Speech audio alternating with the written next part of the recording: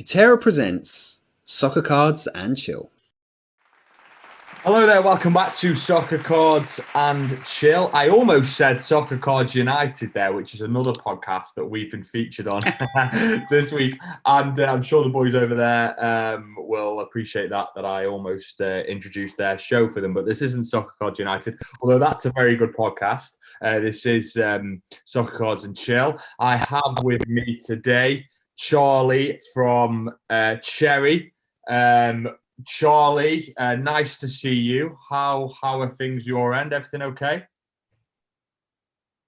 Yeah, we're going all right down here. We've got Melbourne, where our Melbourne store is, just come out of lockdown. So looks like that happened overnight. So hopefully we'll be able to have some people come into the store soon. What's it been like over there? I mean, you guys have had probably some of the most strict COVID laws in the world.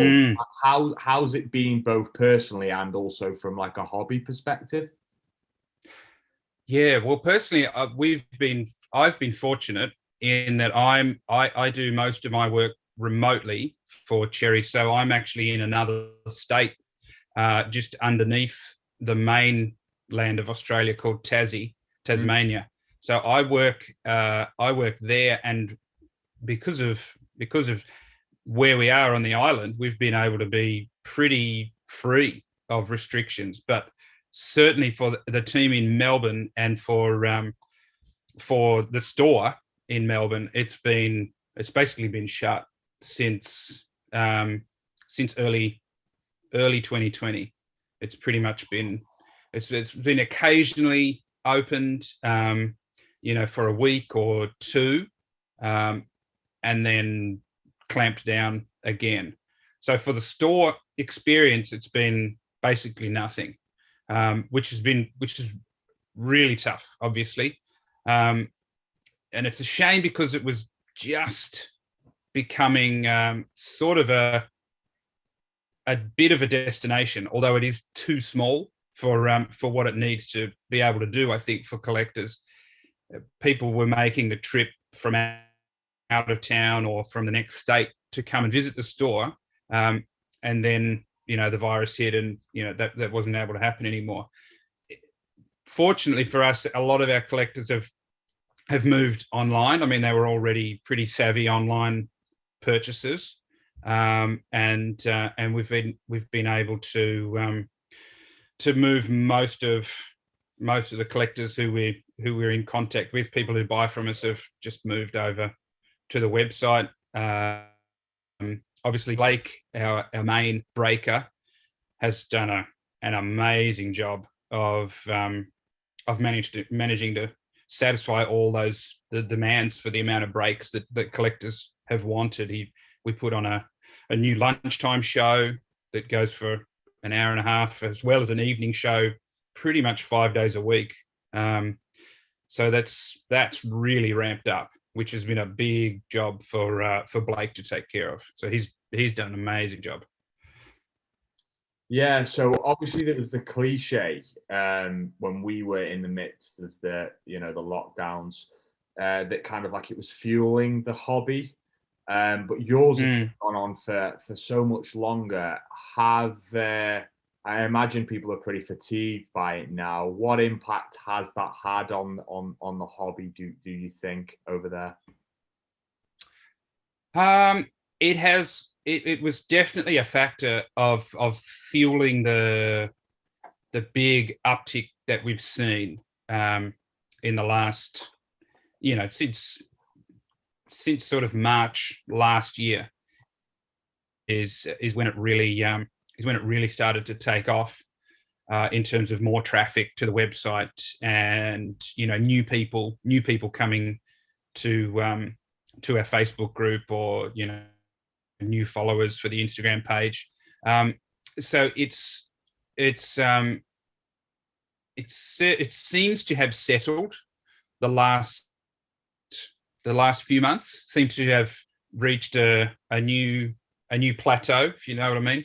So it was in 2019 it was starting to build some steam, quite a bit. It was noticeably month over month.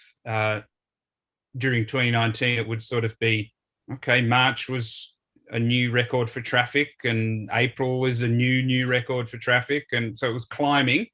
But then in March last year, it started climbing again, and probably since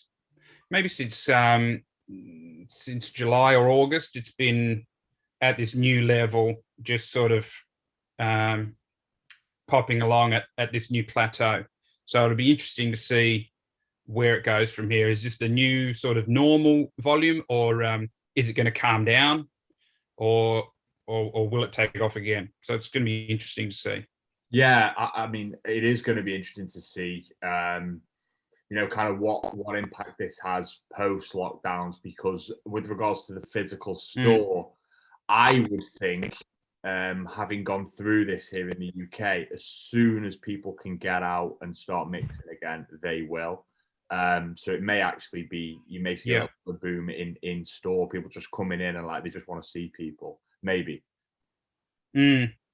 Yeah, I think that'll be a factor, definitely. I think we're hopefully moving into a new location soon in Melbourne, not very far from the current spot.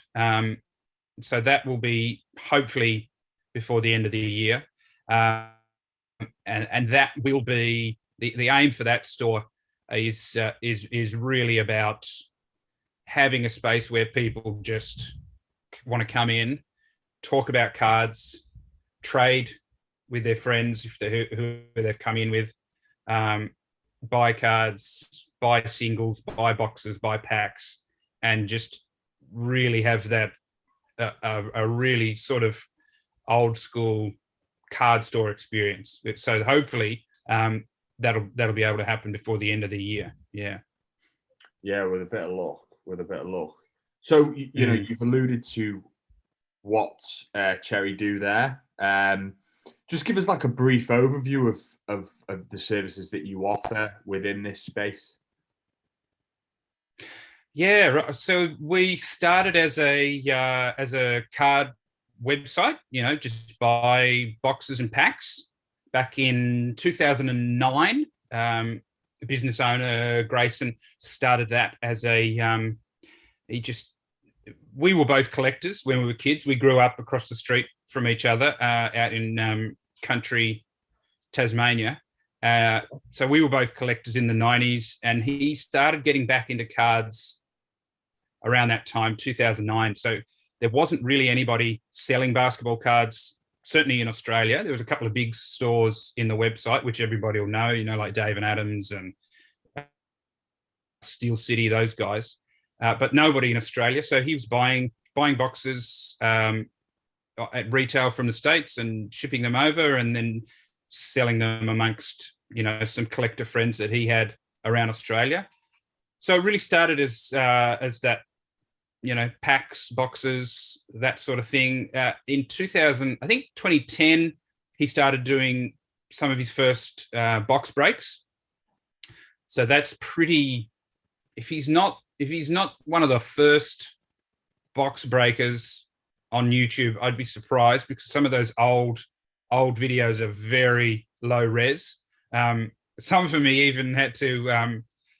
There are quite a few of the early ones he had to record on his little camera and then upload later, because his internet was so poor back then. There was very shaky broadband. So it would be a box break that he would record and then upload to the YouTube channel for you to watch later, which of course nobody would do now. Because of that, the collectors that he knew around Melbourne and further around Australia, and the interest in the NBA, I think, started to come back with how easy it was to start watching it again, because we're a very basketball centric market here in Australia. People started to get more interested in it. I think some of the things that Panini started doing with the cards, with the relic cards and auto cards that you could hit, a lot of the sets that they were putting out started to get more interesting to collectors, and it started to build. And there was a pretty, still pretty niche, leading into 2016, 17. In 18, 19, we start to see people like Gary Vee talk about it, and other people in that space. And a lot of his audience started to come in, and they want to buy singles, or they want to start buying Kevin Durant rookie cards, which due to some of the volume of product that we were able to get in, we started to become a big seller of singles online. So we would have this much product set aside for the live breaks, and then we might have this much set aside to break it down, and then a list of singles on the website. So those sorts of collectors started to come in, and then now we are full sort of pre-orders and box and paxes and singles and box breaks. We'll send off for grading as well with Beckett, although the timeline for grading is getting longer and longer, of course, but that's everybody. Everybody's got that problem at the moment. So yes, then and more recently, sort of stepping into some of the repack space as well, because there's just a huge demand for cards in all sorts of forms, and repacks is one of those formats that a lot of collectors really like. What's repack? Sorry, can you just tell me about that? That's the sort of thing where you will get you pay whatever the price is, $70. I think we've got a product at that range, and we've got one at $100, where we'll ship you a mystery card essentially, and it's got that presented nicely in that mystery pack box, and there'll be a few chase cards in there. Like I think the current one for the cherry picked mystery box is a Jordan rookie, right? I think slabbed Jordan rookie. It might be a 7.5 BGS 7.5 or BGS 8 Jordan rookie, and that's still live at the moment. I think nobody's pulled that yet. Ooh, I might have to invest. Yeah. What if so you'll be aware of, and many of our listeners and viewers will be aware of the moves that Fanatics are making in the space. And one area that you pointed is, well, you mentioned it there in terms of grading, but also in terms of supplying cards direct to consumer. How are you thinking about the future and Fanatics? That they are making a lot of noise. Is it something you're concerned about? How are you going to manage their intrusion? Yeah, it was a big drop to get that news. It was it's an interesting one. I think you're right. I think what they want to do is become the one-stop shop for collectors. They want to try to get all those big sport licenses under one roof, and to offer.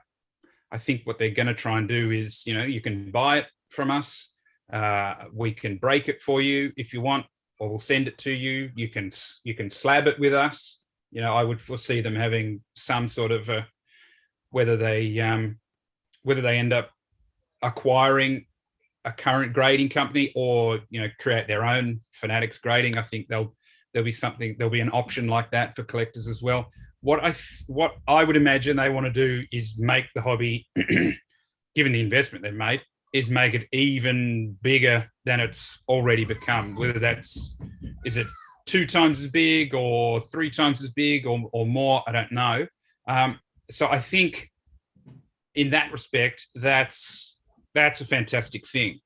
That we've got these very big boys in the world of business who think that this is a space that can get even bigger. I mean, if I'm Fanatics, do I start sending out do I start sending out a free pack of, trial cards with the next jersey that someone orders, just to see, and what percentage of those people open up those cards and go, oh, that's cool, that's interesting. Maybe I'll become a card collector as well. So that's fantastic. The impact, I think, on people already in the hobby, especially for like us, other hobby stores, other people who do live breaks, the impact on people like us, I think, will be to make sure that you aren't over reliant on certain product lines or certain lines of business, and make sure that you are ready to do business in the world of 2021. So you have the website, you have your social media, you're producing content, you're putting out that sort of stuff, so that perhaps when you go to start ordering at the Fanatics wholesale portal, they can look you up and they can see, okay, these guys are doing a lot of stuff online. They're going to get my product in front of a lot of people's eyeballs, and we're very happy to start sending them product. Because I think if you aren't adapting, if you're an older card store, or if you're a box breaker who is really just a pair of fingers on an Instagram screen, it might be difficult for you in that Fanatics world. They might think, well, we could send that product to somebody else who's going to get a lot more traffic out of that product. Really interesting, that is. You mentioned a couple of things there. The grading element, them doing their own grading. Again, the collectors will be able to chime in on this a lot better than me, but I'd find that rather strange if I was buying from a company and they were grading it as well. There's just something uneasy about that. We thought about it before, obviously, here at Futera, and it's not something. I think that's probably been one of the reasons why we haven't pursued it. Because grading your own cards, just, I don't know, there's something about that. Maybe I'm not sure. So there's that. And then also, I get what you're saying in terms of that diversification. They've stayed away from soccer/football so far. We'll have to see how that pans out for us, and where that leaves us, because we are heavily focused on that sport. Just on that, how big is soccer in Australia? Do you call it soccer or football over there? Soccer, right? It's usually soccer. The diehards will just call it football, but they'll often add, soccer in brackets after it, because we do have our own Australian rules football, which, unlike the Americans, we actually do kick the ball. So we can. I know. They do kick it occasionally. Yeah. So it is. It is. Otherwise, you're going to confuse it with either Aussie rules football, or in certain states, you're going to confuse it with rugby league as well. So most of the time, people will say soccer. Soccer is big. Has always been relatively popular in Australia. I think at times it has been the number one sport, certainly for youth. In Australia, it would be the default game that you play. Probably because it's one of those games. Yeah, I would say so. There would be a lot more. It'd be a lot more at a primary school level. I would say soccer teams than rugby or Aussie rules. That would differ later, where kids would end up choosing a sport, and they're probably more likely to go with an Aussie rules or a rugby league.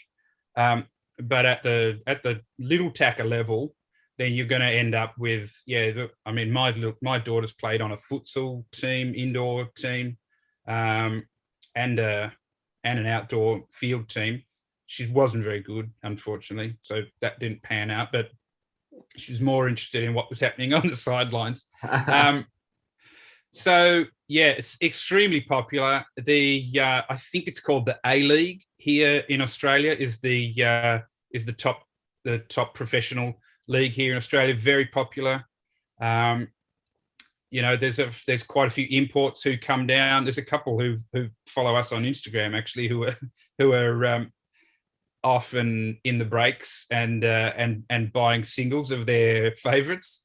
So very popular. The product after Panini having put the product out for quite a while, I can recall a couple of years ago, Grayson struggling to sell some of the EPL stuff from sort of 2015, 2016. There were dusty boxes sitting on the shelf, which at the moment would just not happen. They just, as soon as they're listed on the website, they're gone. So extremely popular. All the big, everybody follows, all their favorites. They've got, the newer guys coming through like Mbappe and Haaland.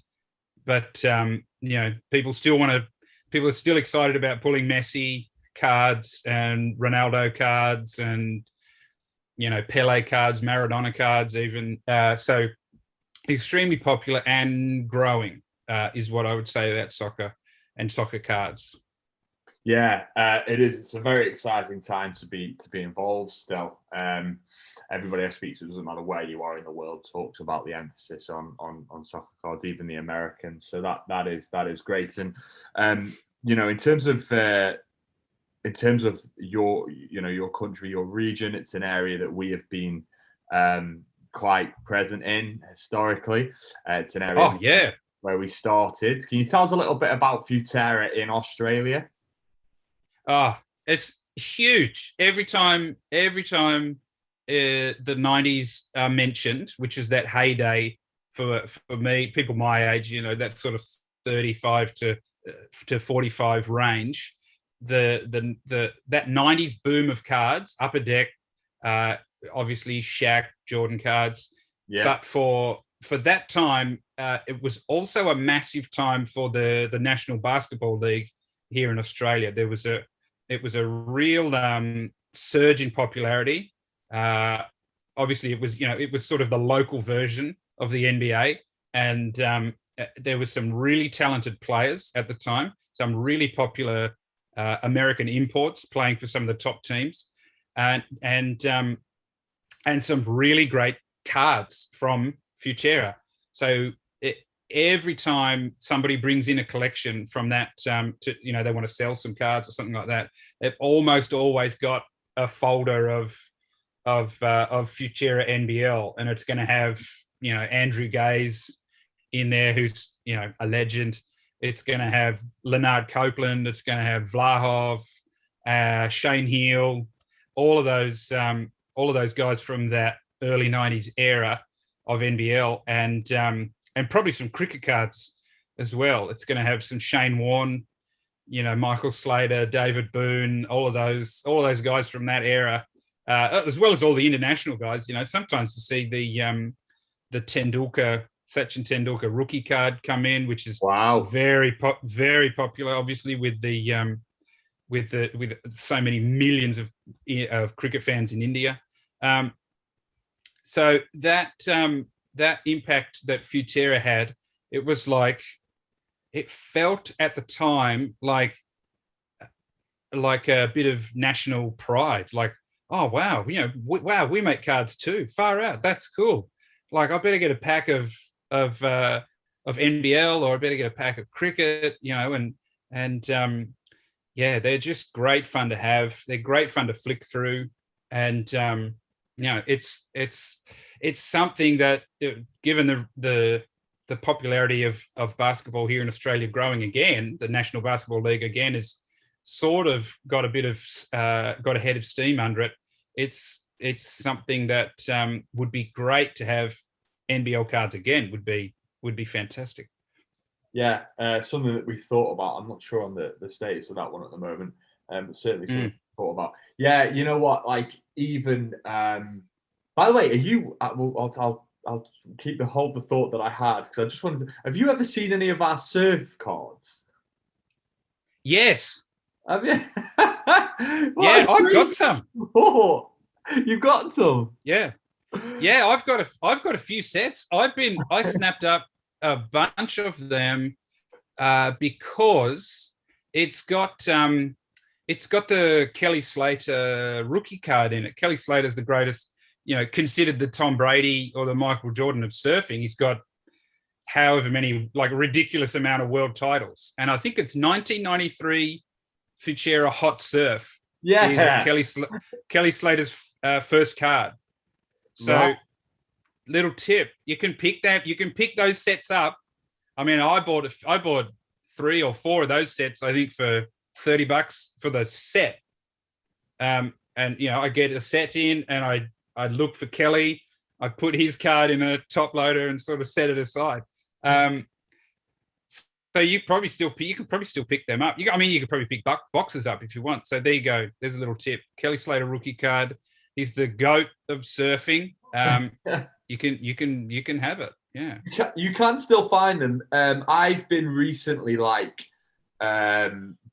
grabbing hold of some of our old products that we because Futera's moved geographical locations, we got stuff in lockups, and so I've just used a bit of our budget to pick up some of our old cards to mainly use for marketing purposes. And I've seen the surfing ones pop up, and I was thinking I might, if for the right price, I might buy a couple of packs back on somebody off eBay, and then literally do some content around them, because I think they're so cool, and surfing's such a unique sport to have trading cards for. I love our old, and to be honest with you, I know Gwyneth, if she's watching, our CEO, she kind of recoils at some of the old football stuff that we do, the fan selection stuff, because obviously the quality of those cards, because they were mass produced, you could buy them in shops. They are nowhere near the quality of Futera cards now. There's no gold plated stuff, and the thickness isn't there.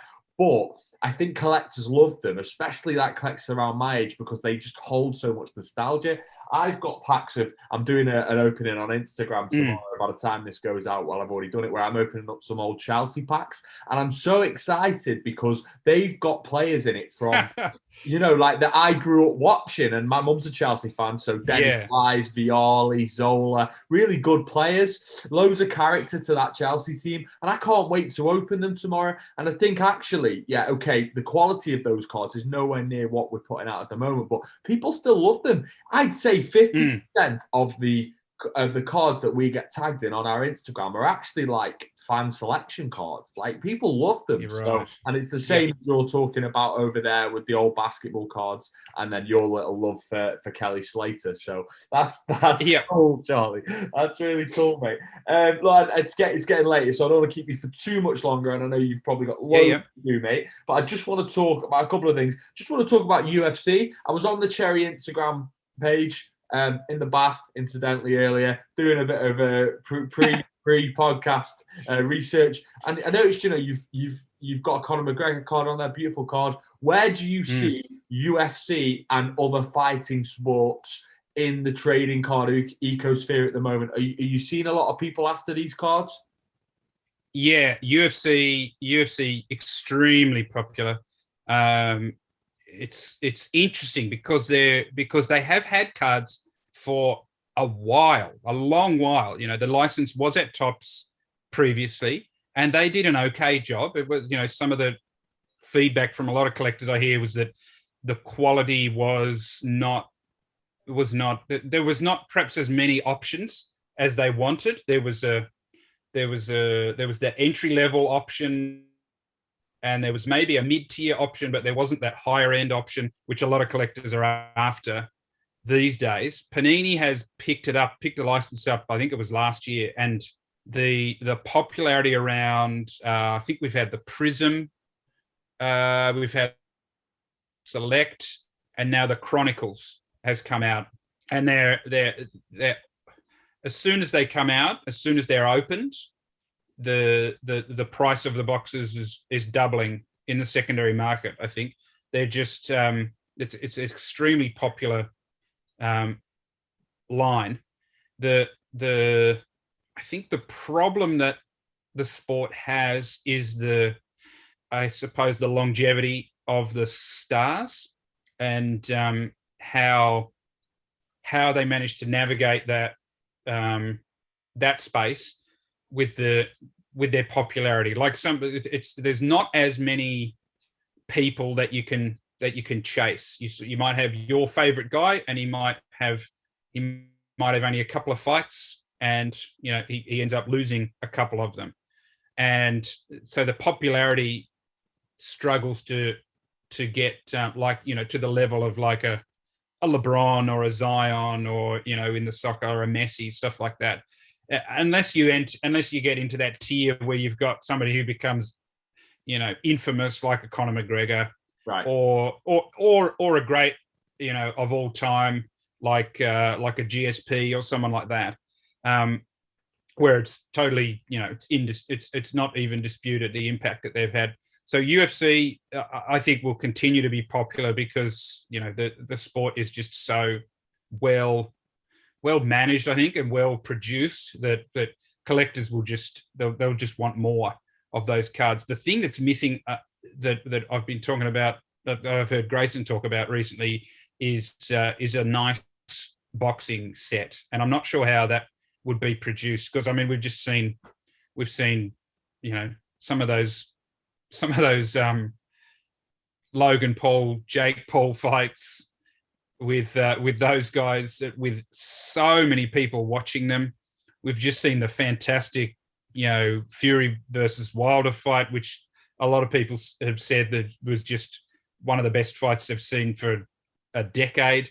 I think that space of boxing is one that's really, really missing at the moment. Like I think if Panini were to do a set in a UFC set, and just say fans of the game, something like that, and they put in a Mike Tyson card and a Tyson Fury card and those sorts of guys, I think those would be hugely sought after if those sorts of cards were to pop up. So boxing, I think, would be one to snap up. Yeah, interesting. Who makes the memes on your page? Because they're brilliant. That's me. Charles. So thank you. Talented, mate. Okay, you need a raise for some of them. They're excellent. Yeah, I enjoy making them. I go out onto the usual places and pull down all the sort of upcoming images or things like that I think that could work as a meme, and I put them in a folder, and then I let them sort of sit there and percolate, and eventually, I mean, you could boil most of those memes down to 2 or 3 jokes, and almost always it's when your wife's upset at you for buying more cards. That's usually the joke. I saw the one from Squid Game. I think it was on your page, where he's like the old fella's really happy, and then he's like looks really depressed. And you said, I think, before you open your box or something, and after you open your box or something like that. I was chuckling at it, mate. And then also I was chuckling at one of it's The Rock, and he's got like a Charizard, I think, and Pokemon. Oh, yeah. That was a good one. Yeah. Wear something nice for tea tonight or something, it was, babe, or something like that. Exactly. Yeah, you got to dress up fancy. Yeah. Honestly, mate, what's it like working in the industry? Oh, it's great fun. Yeah, it's fantastic. I wake up and just excited to make cool content, cool videos out of what Blake has done the day before. If he's pulled a big card, I get to turn that into a cool clip.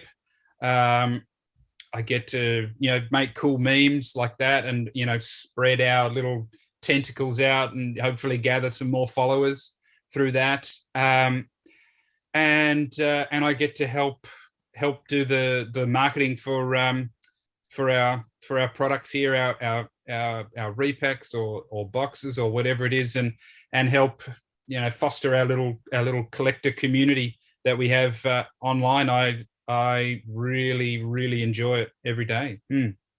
That's nice. That's nice, and I concur. You know, being in this hobby, working on this side of the hobby has been brilliant, and I'm the same as you. You know, I wake up and I like. I look forward to work. Work's a passion. That's why I'm doing a podcast at 10:30 in the evening. Yeah. Because it's just a passion. It's great, and I don't actually have my own. Oh, I mean, I have like I kind of half have got my own collection now. Let me pull this out a minute. I've got a friend of mine who actually collects, gave me a Leighton Baines signed card. Oh no, that's not it. I can't find it. That's a shame. But I'm kind of like I'm like, you know, I'm slowly building like a little collection of Everton players. I've got a load of retro stickers. I've got some other stuff that have been given to me. But if I was like saying to you now, right, Charlie, you know, I'm new to cards. What should I kind of invest in? What should I look for? What would you say? If you're somebody like that in our market, it's usually somebody who wants to get into basketball.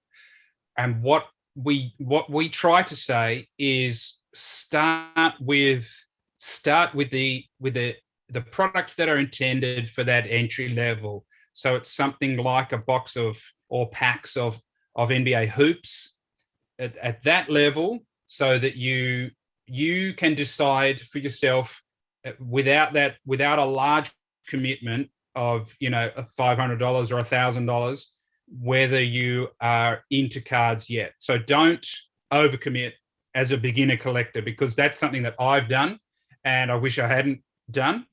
So, you know, when I was collecting, I collect movie quarter scale and full scale movie statues. And at the beginning of that, I was trying to buy everything, and I ended up with no money.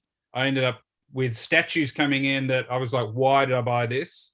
And I had to really sort of narrow down to, okay, this is what I'm actually into. This is the sort of statues, or these are the sort of cards that I'm really into, whether it's this team or this player or this type of product. So start with those sorts of cards at that sort of a level, you know, maybe a $200 box, that sort of stuff, and have a great rip them open, see what you get, and then decide, is this what I want to keep doing? And if you are, then you're better informed and you're able to make those decisions, instead of, you know, somebody trying to chase their friend who says, oh, you should get into cards, I've been collecting for 5-10 years, and you know, you buy a box of Prism or something like that, and you really don't pull that much, and you go, well, that was a terrible experience, I'm not doing that again.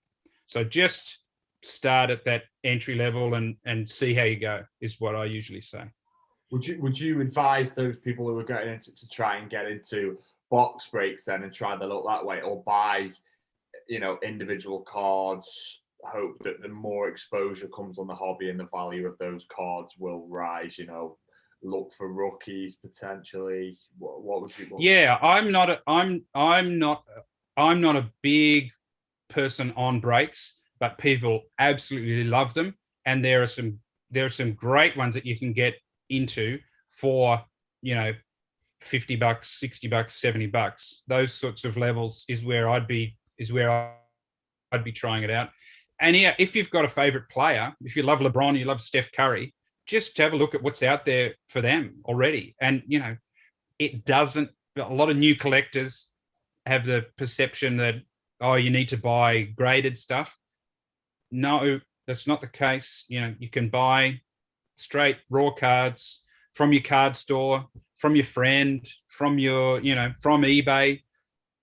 Obviously, you got condition things with eBay. You can't always see every little, you know, defect that's on a card. So factor that into your price or to your offer. But if you've got a favorite player, then yeah, definitely just start snapping up singles of them. You know, I've still got my Larry Johnson collection from the Charlotte Hornets, the awesome Grandmama Converse 90s ads.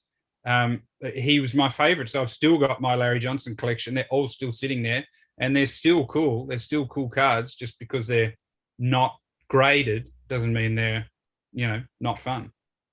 I think it helps for you as well is that not only do you work in the space, but it's quite evident that you you love cards, you like collecting things. Obviously, you mentioned the movie statues, and I just think that helps because then you'll have stuff. It's like for me, like I'm sure the guys won't mind me mentioning this. I mean, we all know Panini exists, but I brought one of these the other day, which I'm just gonna fill out. So it was the first one of the early sticker albums that I had.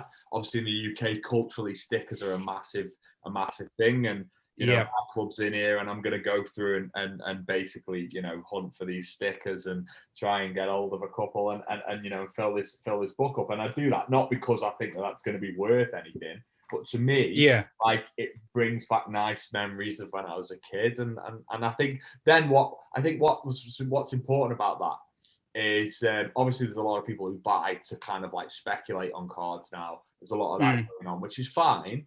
But also I think if you buy or invest in cards or players that you like, then if they're not worth anything, that's all right. You've still got something that you like, Yeah, that's right. Yeah, that's exactly right. I mean, most of the stuff, the sets that I buy that you see on my Instagram will be stuff like Rambo cards or Terminator cards. Like a couple of weeks ago, I got a Terminator 3 relic card that has upholstery from the hearse that Arnold puts the coffin into in Terminator 3, right? So rookie patch auto, no, we want hearse upholstery replica cards. That's the sort of thing that I'm buying. So it's almost completely irrelevant to most collectors. Certainly it's sports collectors, but I see it and I go, because I got a set of 3. One of the others was the actual a patch from Arnold's t-shirt. So I'm like, whoa, this maybe has Arnold DNA on it. So this is fantastic. That's cool. One final question. What does the missus think about you collecting cards? Oh, it's a struggle sometimes. Is that just in general, or is that cards? A lot of those it's no, it's not in general. It's certainly in reference to cards, though. It's the memes of when you need to get to the post office before the missus come from experience. That's all I'll say. I like it, mate. I like it. Look, it's been great talking, Charlie. I'm glad we finally had the opportunity to do this. Just quickly, I'm sure most people are well aware of you guys, but where can they find you? Where can they find these great memes? And where can they find out more about Cherry? Yeah, so you'll find us pretty much on all the big platforms. Our biggest is Instagram, but we're on Facebook, Cherry Collectables. We are on YouTube. We do all our breaks on Twitch as well. And I try to keep our TikTok updated as well. So that's where you'll find us. But everywhere, if you just search Cherry Collectables, you will hopefully find us if I'm doing my job right. I know the struggle of trying to manage multiple channels and keep them all up. It's a tough one, but it's a worthy endeavor. Right, Charlie, I'm going to let you go, mate. Thank you for your time. And everybody, thanks for watching. Remember to like, share, subscribe, do all those things. And I'll see you again next time on Soccer Cards and Chill.